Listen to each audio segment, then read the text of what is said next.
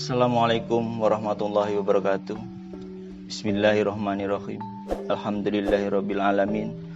Wassalatu wassalamu ala asrafil anbiya'i wal mursalin sayyidina wa maulana Muhammadin wa ala alihi washabihi ajmain, amma ba'du.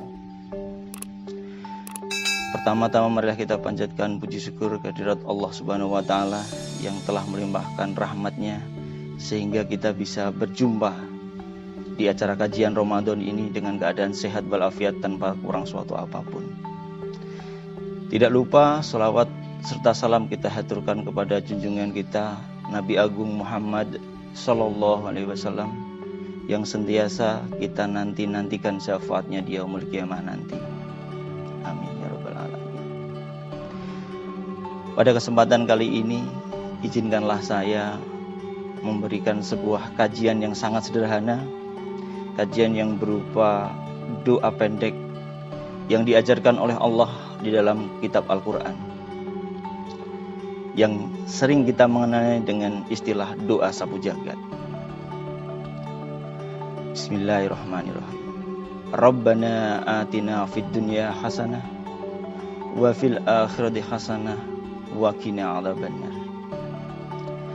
Yang kurang lebih mengandung maksud seperti ini.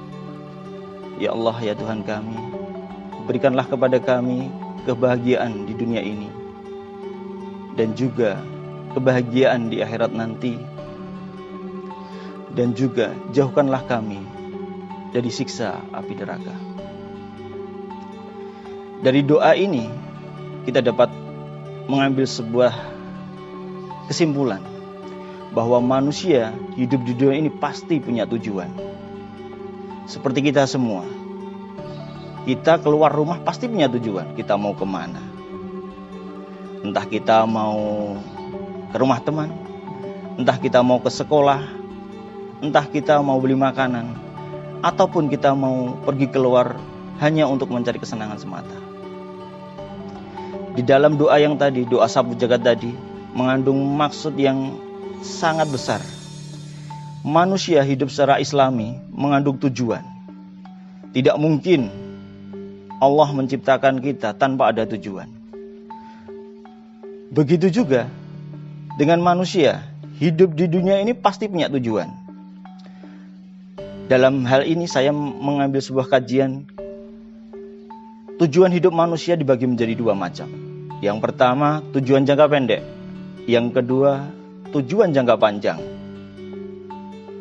Yang jangka pendeknya adalah kebahagiaan di dunia. Tujuan jangka panjangnya adalah kebahagiaan di akhirat, mencari ridho ilahi. Yang di dalamnya adalah kita memohon kepada Allah Subhanahu wa taala untuk dijauhkan dari siksa api neraka. Di dalam tujuan jangka pendek dan tujuan jangka panjang haruslah adanya keseimbangan ataupun balancing di dalamnya. Seperti ada sebuah hadis yang berkata seperti ini.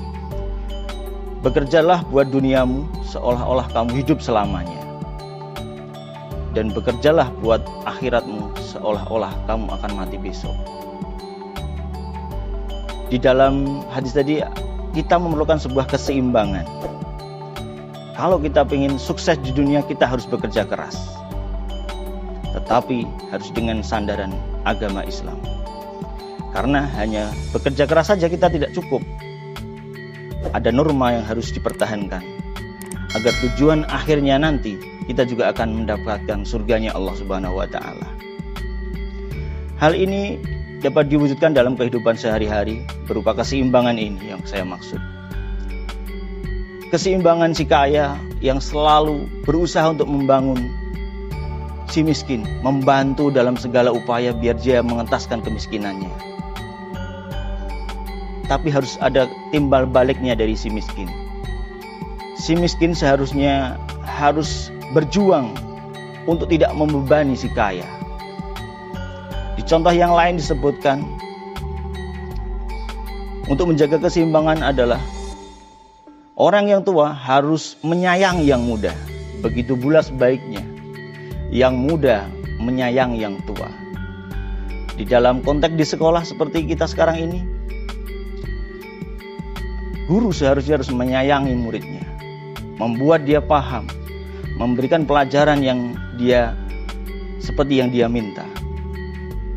Begitu pula sebaliknya, seorang murid terhadap gurunya harus menghargainya, menghormatinya, seperti murid menghargai orang tuanya di rumah. Contoh yang lain, ambillah contoh seorang atasan. Seorang atasan ini selalu berkecimpung dengan bawahannya. Seorang atasan yang lebih baik adalah seorang atasan yang menghargai bawahannya. Begitu juga sebaliknya, bawahannya sangat menghormati atasannya. Selalu ada balancing di sana. Di tujuan jangka pendek tadi, kita meminta kepada Allah untuk memperoleh kebahagiaan di dunia. Ambillah apa yang ada di dunia ini dengan sebaik-baiknya. Nikmatilah kehidupan yang ada di dunia ini dengan tuntunannya, tetapi ada batasannya. Jangan sampai kita memperoleh kebahagiaan dunia dengan melukai kebahagiaan akhirat. Maksudnya, dalam mencari nafkah, kita nggak boleh tebang pilih, tidak boleh langsung mencari asal wah untung banyak. Kita harus ada rambu-rambunya. Yang tahu kita sendiri sebenarnya, apakah uang kita ini halal ataupun haram, itu yang tahu kita sendiri. Dalam hati kecil kita pasti tahu, oh uang ini sebenarnya kok subhat, halal atau haramnya. Jadi ada sedikit kita harus punya batasan. Yang haram ditinggalkan, kita mulai cari yang halal saja. Kalau yang halal dirasa sudah cukup. Karena kehidupan yang hakiki itu adalah kehidupan kita setelah mati nanti. Jamaah Sniper TV yang berbahagia, dalam meraih kesuksesan, ada kalanya kita akan menghadapi sebuah kegagalan. Kadang manusia ada dua kemungkinan: gagal meraih kebahagiaan di dunia, berhasil meraih kebahagiaan di dunia. Ada dua itu saja di dunia. Tetapi di sini dalam agama Islam ada sebuah kesimpulan yang bisa kita dapat. Ketika yang satu gagal, kita harus punya optimis untuk keberhasilan di yang lain. Kalau di dunia kita gagal di dunia itu bukan berarti kita langsung harus bunuh diri. Kita harus cari tali kemudian kita menggantungkan kepala kita di sebuah tiang. Bukan seperti itu. Masih ada kebahagiaan yang lain, kebahagiaan yang lebih hakiki di dunia ini. Bukan tidak lain adalah kebahagiaan di akhirat nanti. Di sini Islam mengajarkan kita untuk senantiasa optimis dalam menyikapi setiap hal. Seumpama kita dilahirkan dalam keadaan yang tidak berkecukupan, kita harus optimis. Kita cari kebahagiaan yang ada di akhirat nanti. Kebahagiaan yang sebenar-benar kebahagiaan. Meraih ridhonya Allah dan bertemu dengan Allah nanti di surganya. Karena itu adalah sebuah kebahagiaan yang sangat luar biasa. Hadirin jamaah yang berbahagia, untuk menggapai kesuksesan tadi ada 3 unsur yang harus kita penuhi, ataupun ada syaratnya. Kebahagiaan di dunia ada 3 unsur. Yang pertama adalah dengan ilmu. Karena dengan ilmu kita bisa meraih segala hal. Kalau kita pengen jadi pedagang yang sukses, kita harus belajar sama pedagang yang sukses. Kalau kita mau jadi peternak yang sukses, haruslah kita belajar sama peternak yang sukses pula. Kalau pengen jadi seorang ojek online yang berhasil, haruslah belajar. Karena dengan belajar kita dapat ilmu. Dan itu meraih kesuksesan. Yang kedua, selain ada ilmu, kita harus ada pengalaman.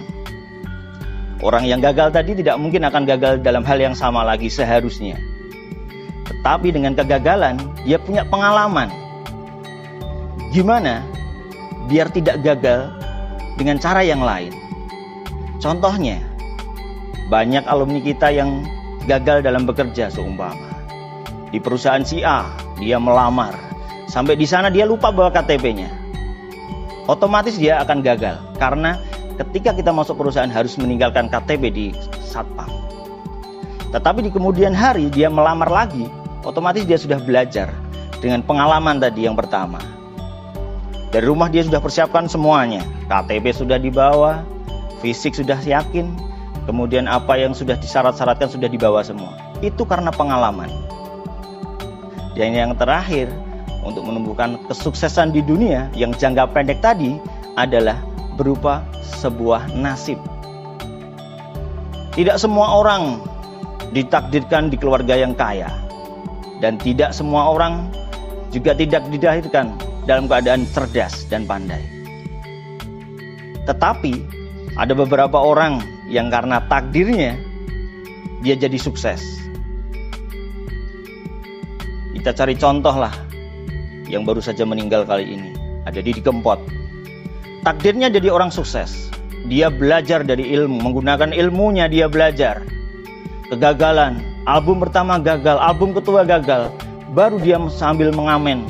Dari hasil mengamennya dia memperoleh pengalaman, dan dari pengalaman tersebut dia akhirnya menikmati takdirnya. Dia menjadi seorang penyanyi campur sari yang sangat sukses, dan dia meninggal dalam keadaan di puncak kejayaannya. Jarang sekali dari tokoh-tokoh yang di puncak kejayaannya dia akan meninggal, jarang sekali. Biasanya mereka akan meninggal di usia tuanya, tidak di puncak karirnya. Tetapi untuk yang kesuksesan yang kedua, kita tidak perlu banyak yang harus disiapkan. Karena untuk tujuan akhir tadi hanya satu saja kuncinya, prestasi ibadah. Nah, di bulan Ramadan ini mari kita tingkatkan prestasi ibadah kita. Di bulan ini di mana setiap amalan akan dilipat gandakan. Mari kita gunakan momen Ramadan ini sebaik-baiknya. Kita tingkatkan tadarus kita. Yang biasa satu minggu cuma satu ruku, kita tingkatkan jadi 2 ruku. Minggu kedepannya kita tingkatkan lagi jadi 1 juz. Di dalam kaitannya yang lain selain tadarus, ada banyak lagi ibadah yang harus kita tingkatkan. Sholat tepat waktu contohnya. Kemudian sholat malam.